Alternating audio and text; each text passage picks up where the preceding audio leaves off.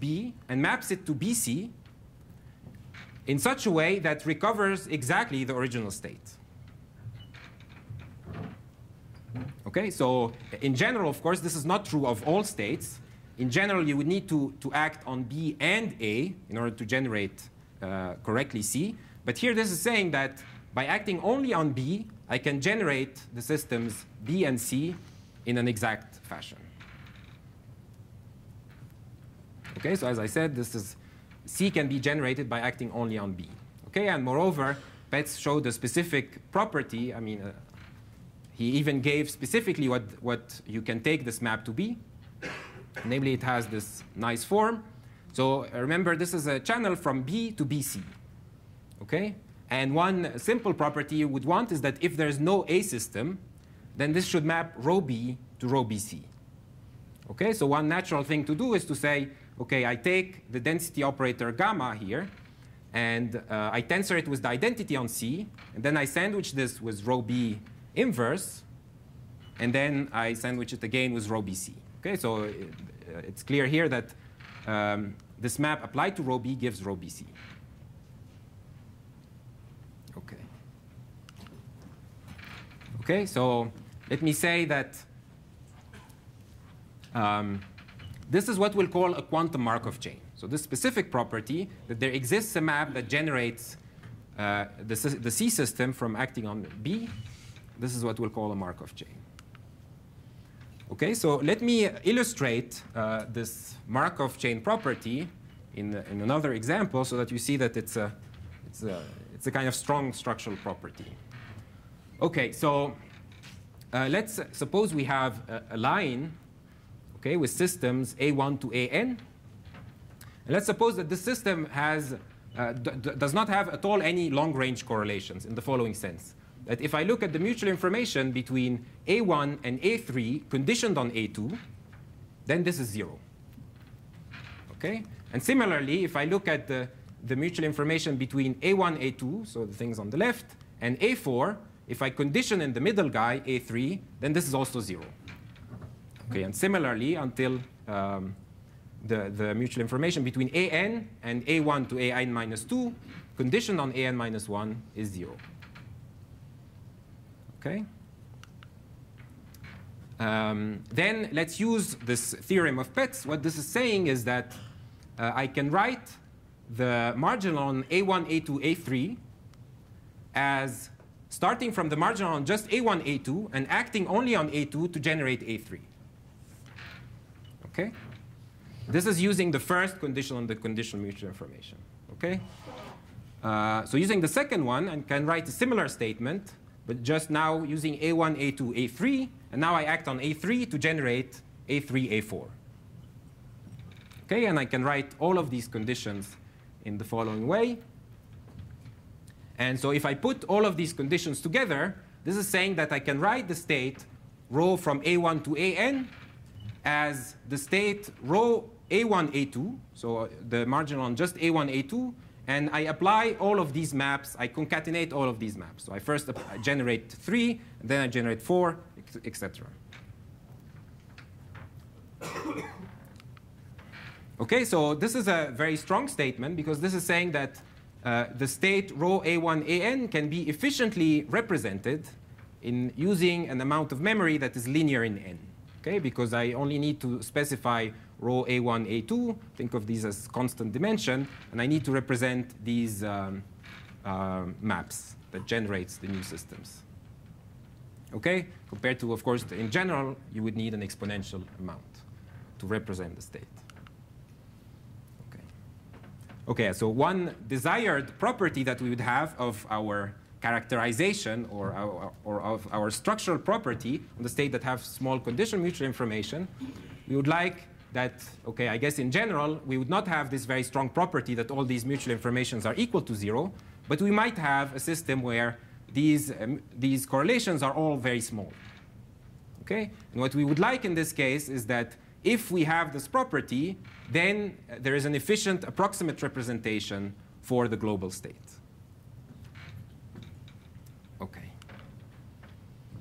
Okay, so before getting into approximate Markov chains, let me just say a few words on some known lower bounds on the quantum conditional mutual information.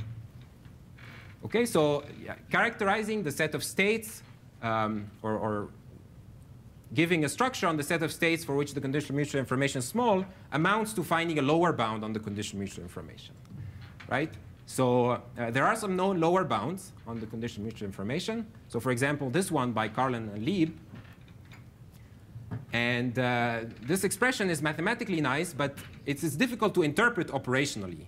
So if you think, for example, of any of the examples I mentioned, for example, the one where you lose a bit, right? It's difficult to say that if this quantity is small, then the guessing probabilities are similar. Okay, it's difficult to interpret it operationally.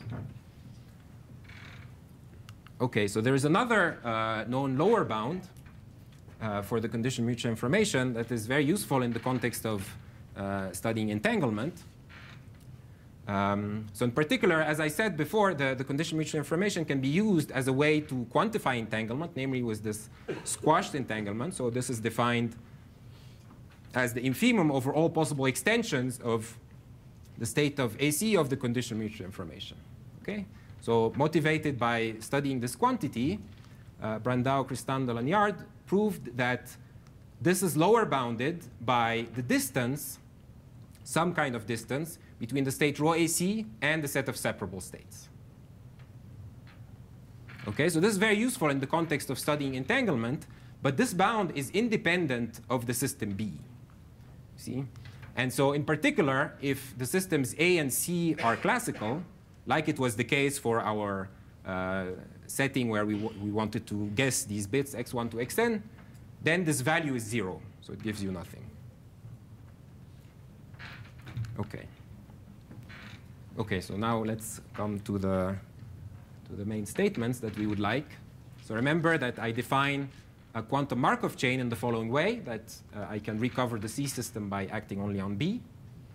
And so one candidate conjecture you might make is that if the conditional mutual information is small, then rho ABC is epsilon close, over with some function of epsilon, to some state omega ABC. And this state omega ABC is itself a Markov chain, in the sense that it satisfies this property at the beginning of the slide. Okay? This unfortunately turns out to be wrong, and there were some counterexamples, or at least wrong in the sense that F has to depend on the dimensions of the systems.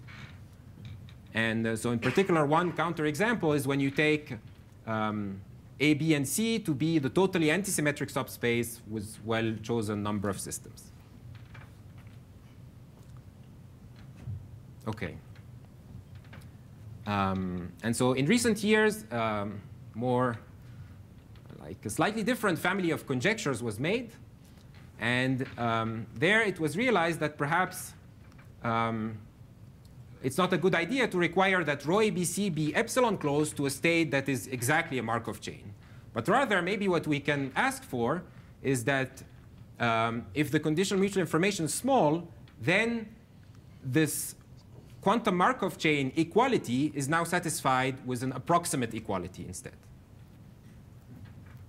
Okay, so that there exists a map T that acts only on B and generates B and C, but does so in an approximate fashion. Okay, and of course it's natural to conjecture this for this particular Betz map that I introduced before. Okay, so one thing that is worth noting here, even though these two properties seem very similar, they're not the same. And in particular, the reason is that the state, this recovered state, if I take rho AB and apply the recovery map T, this state itself is not necessarily a Markov chain, right? And the reason is that this map T can change the marginal on B. Okay. Okay, so now we're set to state what the main result is. And so what we proved is basically the second conjecture. Okay, so namely that for any state, rho ABC, there exists a recovery map T such that if I look at the fidelity between the original state, rho ABC, and when I take the marginal on rho AB and apply the recovery map, then this is lower bounded by the conditional mutual information.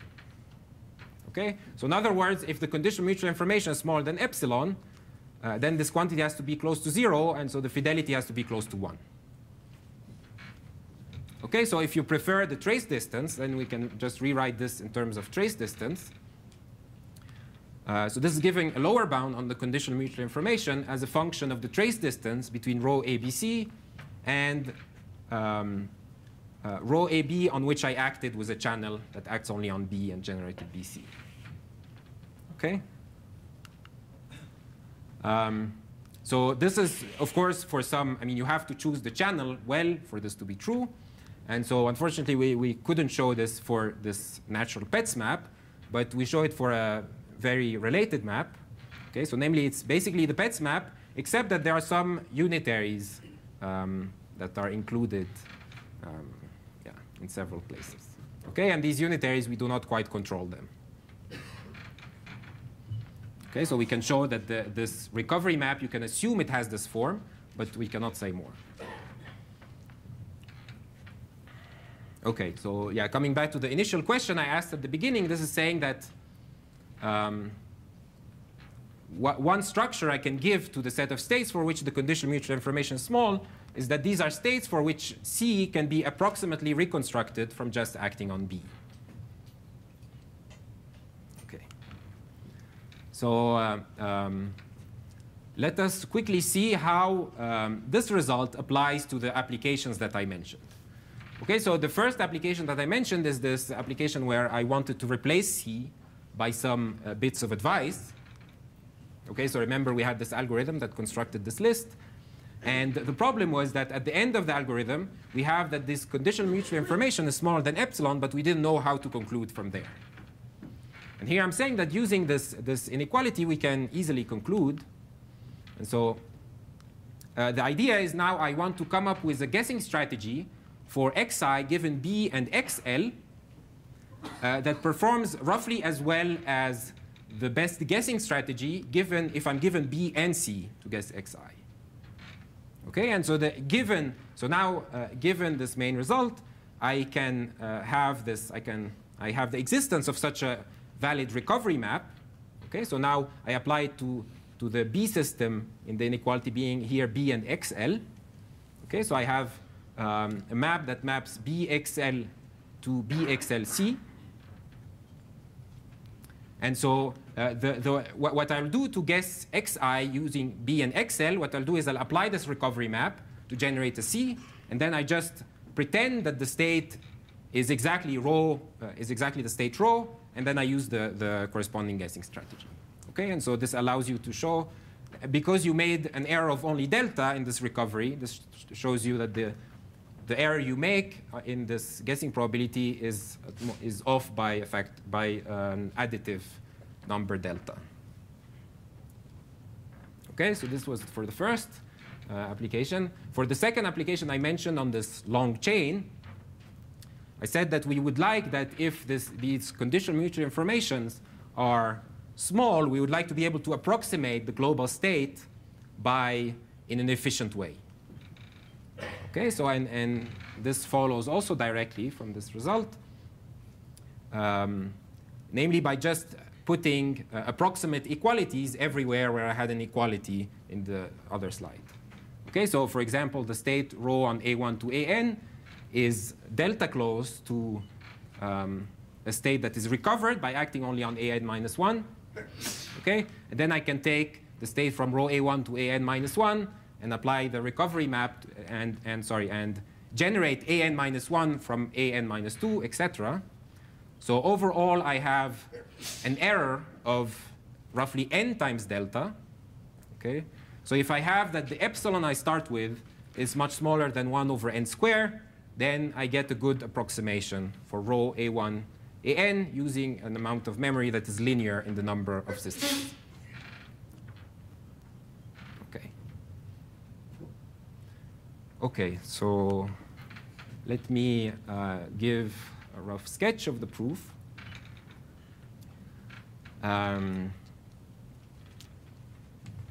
OK, so the statement we want to make is as follows. I've just put it in another way. So we want to say that the fidelity, we want to come up with a map T such that the fidelity between rho and the recovered version of rho is lower bounded by 2 to the minus half times the mutual information.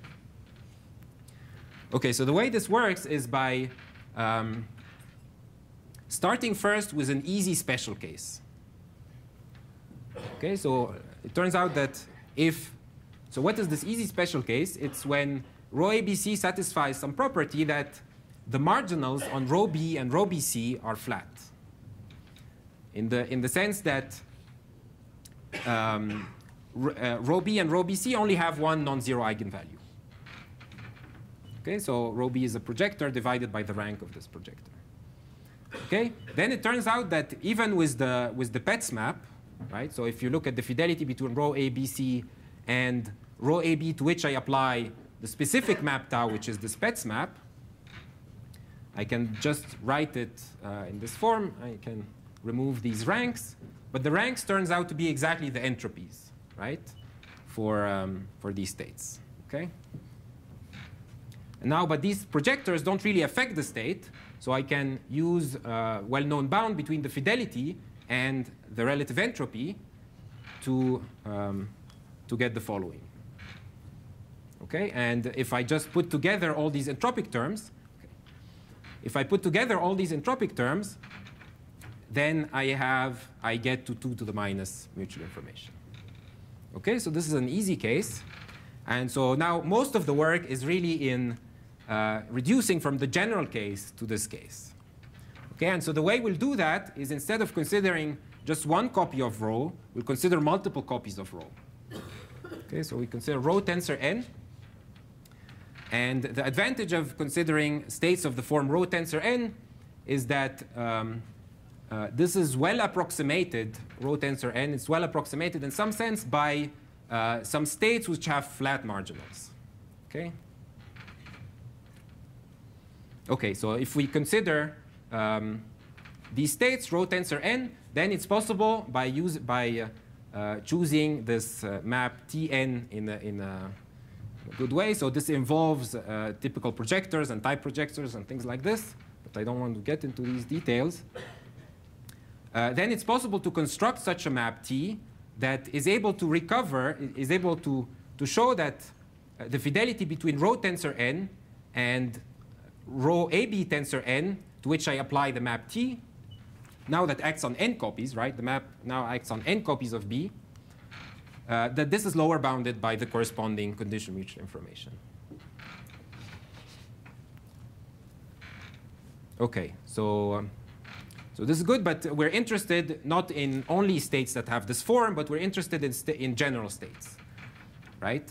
So yeah, of course, I should say that this inequality actually has some polynomial factors in n that I'm forgetting that are dominated by these exponential terms. OK, so we want to have a way of reducing from this rho tensor n statement to just one copy of rho. And so if we had the property that this map Tn is in fact a product map, so it's a map on a single B that I apply n times, then we would be done, right? Because we would have a fidelity between two states that are tensor products, and the fidelity is multiplicative for tensor products. Okay? And similarly, also the mutual information is additive, so we would be done. Okay? But unfortunately, this is not the case. So Tn has some type projectors and things like this, so it's not of a product form. But it has some symmetries that we can apply kind of Definetti reduction that says that the map Tn is bounded by some polynomial in n times a mixture of product maps. Okay, so this is the way we reduce from the general maps to product maps. Okay, so before ending, let me give you a quick. So since this result came out, there were multiple proofs of simplified proofs and strengthenings, about which actually David is going to talk more in detail. But let me give you a rough structure, a rough idea of a rough map of the proofs, of how the proofs behave. So let me say that most of the proofs, they still use this two-step procedure where you look at tensor product states, and then you reduce from these tensor product states to a single copy. Okay? So, and of course, this is done for various quantities. Sometimes it's done, so we did it for -2 log fidelity, but then it was done for the relative entropy, which is stronger, by using different properties. So yeah, we used the properties of the fidelity to go from the mutual information to -2 log fidelity for n copies. Then we used the Definetti reduction to reduce from the large n setting to 1 copy. Okay, but then it was realized that you can do the first step using quantum state redistribution. And it was also realized that you can reduce from the large n case to the single copy case using SDP duality. Okay, so maybe let me not say more on that. And yeah, I should say that not all proofs follow the scheme. There are some exceptions, but this is the topic of the next talk, so I'm not going to go into this. Okay, so let me conclude. I try to convince you that the conditional mutual information is useful for its additivity properties. And yeah, let me say once more, the main result is that if we have a state such that the conditional mutual information is small, then rho ABC approximately satisfies a Markov chain condition. Okay, and one can prove an upper bound that looks similar in the sense that it has also this distance to recoverable states. Okay, but except that we have a log dimension in the upper bound. Okay, so in some sense, we have if a state is recoverable, we also have that the conditional mutual information is small, but up to this log dimension factor. Okay, some natural open question. There are some natural improvements you could imagine, but David will talk more about it, and I think it would be interesting to see more applications of recoverability. Okay, thank you.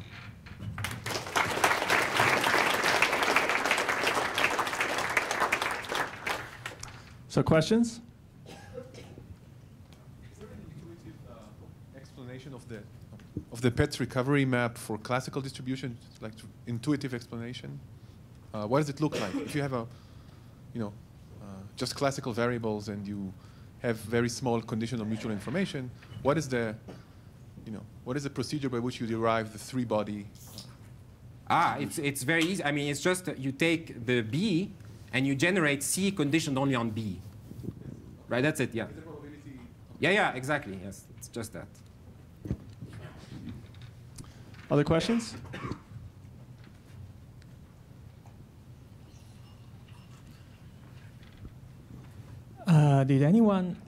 Is there any interpretation for maps that, physical interpretations for maps that take quantum Markov chain and preserve the Markovianity? So it takes a tripartite quantum Markov chain to another tripartite quantum Markov chain.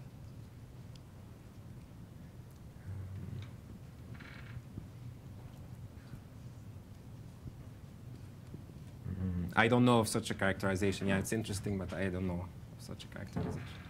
Top of my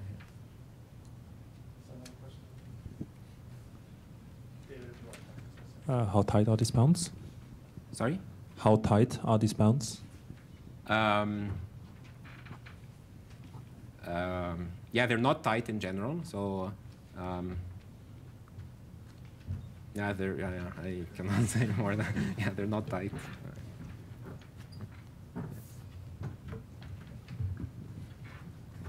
Up to this, I mean, this is the tightest. What about the other extreme for large conditional mutual information? Yes, that's an interesting question. Yes, I haven't thought about that. Yeah, if you consider states that are close to maximally correlated, what can you say on that? Yes, no, I don't know. Yes, that's an interesting question. Okay, my question is like you proved the second conjecture and show that the first conjecture is wrong, right? Yes, I mean, we don't show that. Yes, but I was wondering whether if we give some restriction for the structure of state, whether the first conjecture will be true. For instance, you can see the CQ state. Yes, I actually thought about that for some time, but Yeah, I couldn't. Okay, thanks. Yes, I couldn't. Okay, let's thank the speaker again.